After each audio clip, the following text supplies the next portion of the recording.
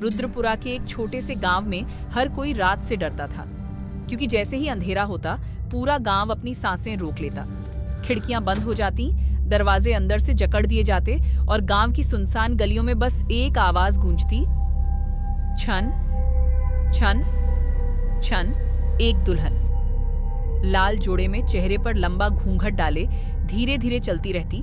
गांव वाले उसे कहते थे शादी वाली भूतनी। जैसे ही उसकी पायल की आवाज सुनाई देती, छन छन छन, पूरे गांव में सन्नाटा छा जाता।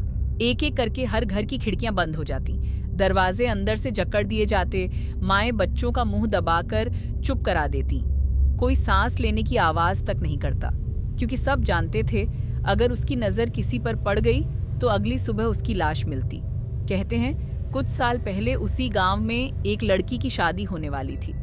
पूरा गांव खुश था, ढोल नगाड़े बज रहे थे, हर तरफ रोशनी थी। उस लड़की ने लाल जोड़ा पहना था, हाथों में चूड़ियां थीं, पैरों में चांदी की पायल। लेकिन शादी के कुछ घंटे पहले ही उसकी लाश उसके कमरे में मिली। उसकी आंखें खुली थीं, ऐसा लग रहा था जैसे वो किसी से मदद मांग रही हो। उस रात के बाद गांव की खुशियां खत्म हो गईं। धीरे धीरे गांव में एक नियम बन गया, रात के 8 बजते ही कोई घर से बाहर नहीं निकलेगा, क्योंकि जिसने भी उस दुल्हन को देखा वो अगली सुबह मरा हुआ मिला। उसकी आंखें भी खुली रहती, जैसे उसने मरने से पहले कुछ ऐसा देखा हो जिसे शब्दों में बयान नहीं किया जा सकता। एक रात गांव के एक घर में एक बूढ़ी औरत की तबीयत अचानक बिगड़ गई। उसका बेटा मोहन घबरा गया। माँ की तबीयत काफी खराब थी। वह अपनी माँ के पास बैठ गया। डॉक्टर दूसरे गांव में था। माँ दर्द से तड़प रही थी। मोहन ने तय किया वो डॉक्टर को लाएगा। गांव वालों ने रोका, मत जा, रात हो चुकी है। लेकिन मोहन ने किसी की नहीं सुनी। वो अपनी बाइक लेकर निकल पड़ा।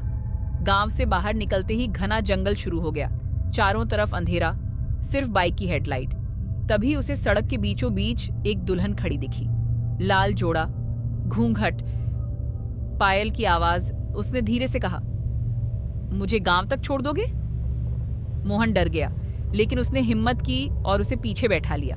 कुछ देर तक सिर्फ पायल की छन छन सुनाई देती रही। फिर दुल्हन ने पूछा, क्या तुम मुझसे शादी करोगे? मोहन के हाथ कांपने लगे।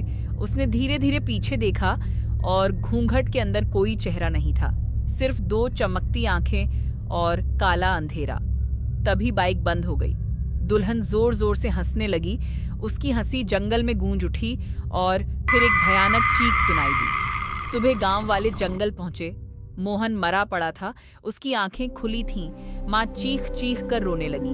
पूरा गांव डर से कांप उठा। तभी एक बाबा गांव में आए, लंबी सफेद दाढ़ी, आंखों में तेज। उन्होंने लाश देखी और कहा, यहाँ से चले जाओ, नहीं तो इस गांव में कोई नहीं बचेगा। उसी रात गांव में अचानक चीखें गूंजने लगी। लोग डर कर भागने लगे। सब मुखिया के घर इकट्ठा हुए और हनुमान चालीसा पढ़ने लगे। बाहर फिर वही पायल की आवाज, छन छन छन। ऐसा लग रहा था जैसे वो दरवाजे के बाहर खड़ी हो। अगली सुबह सब बाबा के पास गए। बाबा ध्यान में बैठे थे। उन्होंने आंखें खोली और बोले, उसकी शादी अधूरी रह गई थी। उसकी आत्मा हर अमावस्या को लौटती है और अपना दूल्हा ढूंढती है। गांव वाले कांप उठे। बाबा बोले, आज अमावस्या है, आज वो फिर आएगी। रात होते ही वो फिर आई। इस बार उसने गांव के एक जवान लड़के का हाथ पकड़ लिया। धीरे से बोली, आज तुम मेरे दूल्हे हो।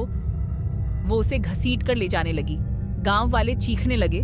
तभी बाबा चिल्लाए, रुको। बाबा ने मंत्र पढ़ने शुरू किए। हवा तेज चलने लगी, जमीन कांपने लगी। उन्होंने जमीन पर एक कुंडल बनाया। दुल्हन उसमें फंस गई। वो जोर जोर से चीखने लगी। उसकी चीख इतनी भयानक थी कि सबने अपने कान बंद कर लिए। बाबा ने आखिरी मंत्र पढ़ा और दुल्हन पुराने कुएं में कैद हो गई। गांव वालों ने भारी पत्थर रखकर उस कुएं को बंद कर दिया। धीरे धीरे गांव में शांति लौट आई। लोग फिर से मुस्कुराने लगे। बाबा जाते जाते बोले, जब तक यह कुआं बंद है वह बाहर नहीं आएगी। सुबह सूर्योदय के साथ गांव में फिर से सुख और शांति लौट आई। सभी गांव वाले मंदिर गए। वहां पूजा पाठ हुई और सब बहुत खुश थे।